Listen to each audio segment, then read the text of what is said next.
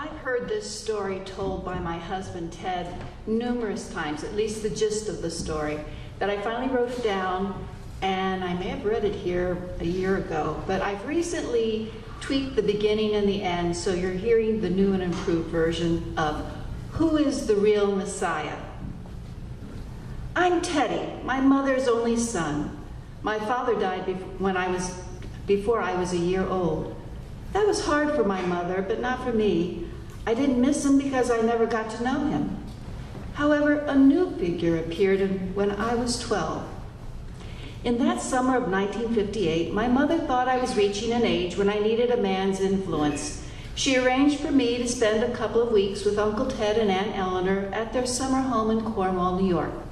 Staying with them was okay by me. Their home was on the side of a mountain surrounded by 39 acres of trees, a great place to explore. My mother's brother and I shared the same first name, but not much else. He was brilliant. He finished both high school and college by age 18. He was a recognized expert in stage lighting and an admired theater professor at Northwestern University. I unfortunately had to repeat fourth grade due to poor standardized achievement test scores, and my useful talents were questionable. Being around my genius uncle was a little weird, yet neat at the same time.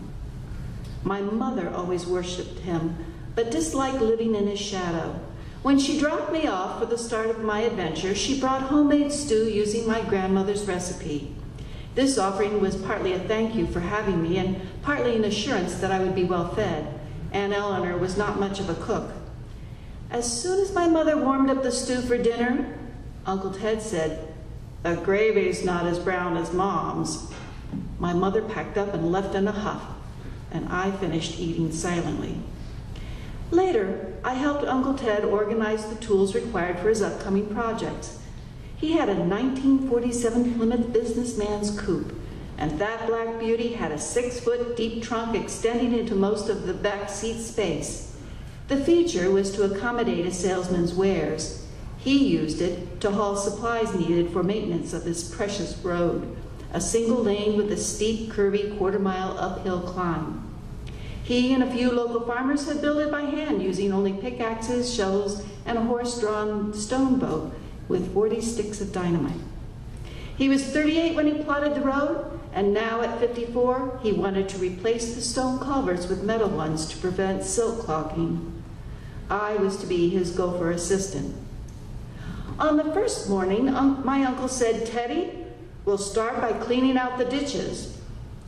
At each bend, we parked the car and loaded the gear, raked out the ditch and the culvert openings, plopped the smelly decayed matter onto canvas, and carried the tarp full of leafy gunk to the stone wall side for dumping.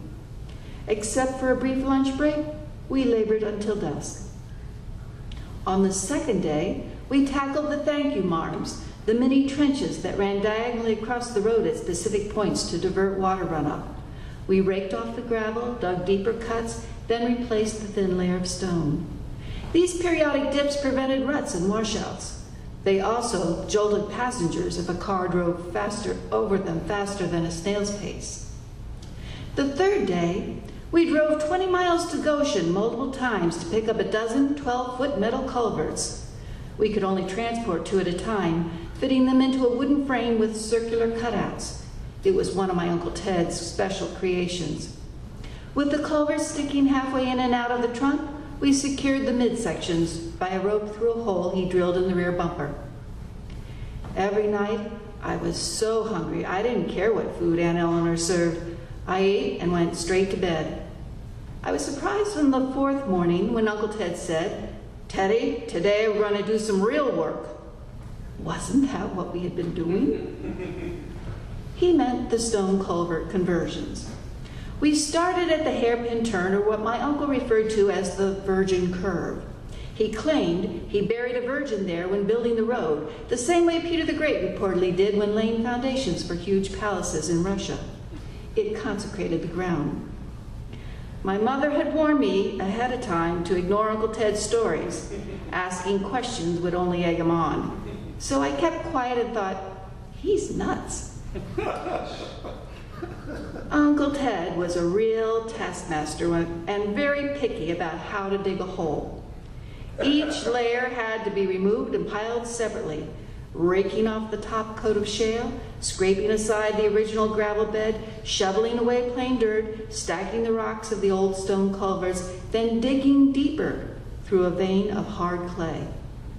The precise, orderly process was time-consuming and irritating. I had newfound sympathy for my mother, putting up with years of detailed directions from that man. When the hole was deep enough, we rolled the culvert over and maneuvered it into place. Our Herculean effort earned us a break. I sat in the road, leaning my back against the rear bumper, and took a sip of water from a stainless steel thermos. My bones ached. Sweat poured into my eyes and down my front and back. Uncle Ted stood by the culvert and admired our handiwork. Then a motor hum of another car came up the road. I was too tired to move, but my uncle turned and walked toward the sound. I peeked around the side of our car and saw a beige sedan stop 10 feet away from Uncle Ted and the Plymouth. "Holy rollers," he muttered in disgust, as two old women and a little boy about age 5 or 6 got out of the auto. The threesome were dressed in their Sunday best and had some kind of books or pamphlets with them. Without pleasantries, Uncle Ted asked, "Don't you know this is a private road?" "Oh, we won't take up much of your time. We're here to spread the good news of our Savior," said the woman in the blue print dress. "I don't want to hear it." The woman in the pink flowered dress ventured, "Well, surely as a good Christian you'll want—" Uncle Ted cut her off quickly. "What makes you think I'm a Christian, and no less a good one?" "Well, surely you believe in the Bible, don't you?" I stayed in my hiding place and listened closely. I knew this line of questioning was dangerous ground. My mother had raised me and my sister as Quakers, but I had never known my uncle to attend any place of worship. "I, madam, am an unaffiliated pantheist." "A what?" In his loud teacher tone, he began to rant. "You don't know what pantheism is? It's one of the great religions of the world. Pantheism ranks right along with Christianity, Judaism, Buddhism, Hinduism, and Islam. How can you call yourself knowledgeable about religion if you don't even know what pantheism is?" Well, the two women started backing up towards their car with the little boy in tow. In their haste, they accidentally dropped some pamphlets but didn't bother to pick them up. They hopped into the sedan, started the motor, and threw the gears in reverse. I could have peed my pants from laughing so hard. Quickly, my uncle changed from grand orator to panicked prophet. Even I knew what he was thinking. Those women will back off the road and get stuck in a ditch, or worse yet, they'll flip their car. He chased after the auto, waving his arms frantically to get them to stop or at least follow his directions on how to back down. They paid no heed, zigzagging backwards until they managed to get to the driveway's entrance, where they made a K-turn and shot out to the public road.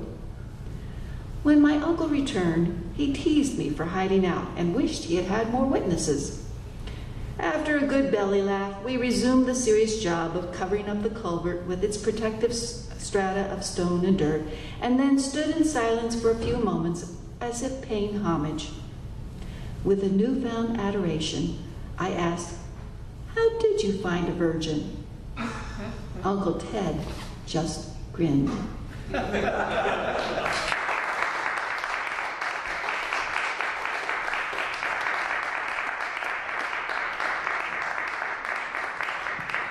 Oh, thank you, Jane. That's funny. Oh, my. I told you.